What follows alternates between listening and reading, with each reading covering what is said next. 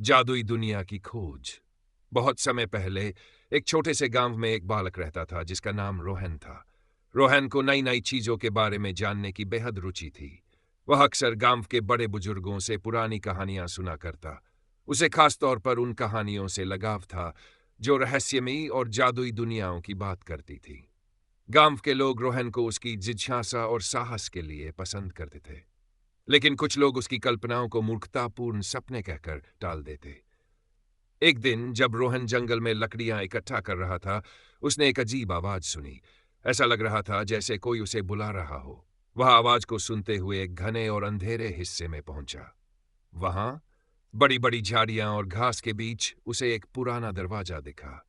दरवाजा बिना किसी दीवार के खड़ा था और उसके चारों ओर हल्की नीली रोशनी फैली हुई थी। दरवाजा असाधारण था। उसकी लकड़ी पर रहस्यमय चिन्ह और अक्षर खुदे हुए थे। रोहन ने पहले डरते हुए दरवाजे को छुआ। जैसे ही उसने दरवाजे को खोलने की कोशिश की, उसे लगा कि यह दरवाजा हल्का सा कांप रहा है। डर और उत्सुकता के साथ उसने दरवाजा खोला। जादुई दुनिया में प्रवेश। दरवाजा खुलते ही रोहन ने खुद को एक पूरी तरह अलग दुनिया में पाया। वहां का आकाश चमकदार नीला था, लेकिन उसमें सूरज नहीं बल्कि अनगिनत छोटे छोटे चमकते तारे थे। चारों ओर बड़े बड़े पेड़ थे जिनके पत्ते सोने जैसे चमक रहे थे। झरने इंद्रधनुषी पानी बहा रहे थे और पक्षियों की आवाजें संगीत जैसी लग रही थी। जमीन पर अजीब अजीब फूल उग रहे थे जो चलते फिरते प्रतीत हो रहे थे। कुछ ही देर में रोहन को छोटे छोटे परों वाले लोग दिखाई दिए। वे इंसानों की तरह थे, लेकिन उनके चेहरे पर एक अजीब सी दिव्यता और शांति थी। उन्होंने रोहन का स्वागत किया और उसे अपने राजा के पास ले गए।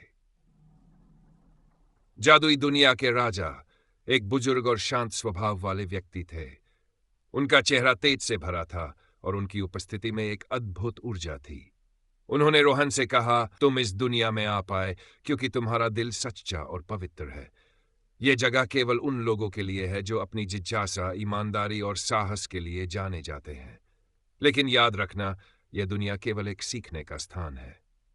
राजा ने रोहन को जादुई दुनिया के कई रहस्यों से परिचित कराया।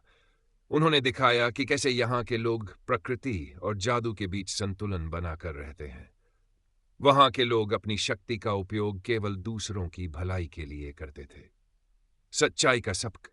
राजा ने रोहन को एक विशेष पेड़ के नीचे ले जाकर कहा, यह पेड़ तुम्हारे गांव की तरह एक साधारण जगह पर उगा था, लेकिन जब वहां के लोगों ने अपनी लालच और स्वार्थ छोड़ दिए तो यह जादुई रूप में बदल गया। तुम्हें भी अपने जीवन में यही सीख लेकर जाना है।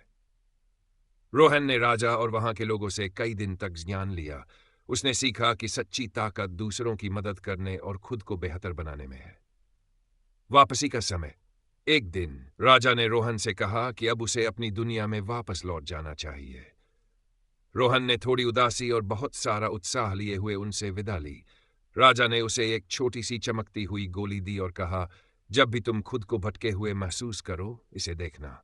यह तुम्हें याद दिलाएगी कि सच्ची खुशी कहाँ मिलती है। जैसे ही रोहन दरवाजे से बाहर निकला, वह फिर से अपने गांव के जंगल में था।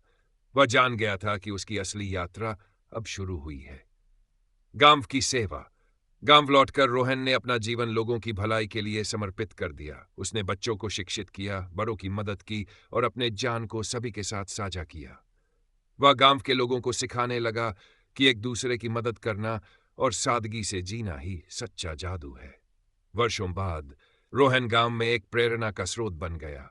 लोग उसकी कहानियों को सुनते और सीखते कि सच्ची खुशी और संतुष्टि हमेशा दूसरों के साथ साझा करने में है।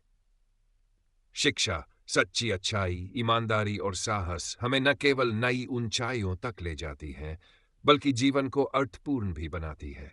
जादू सिर्फ कल्पनाओं में नहीं, बल्कि हमारे दिल की सच्चाई और दूसरों की भलाई के लिए किए गए प्रयासों में छिपा होता है।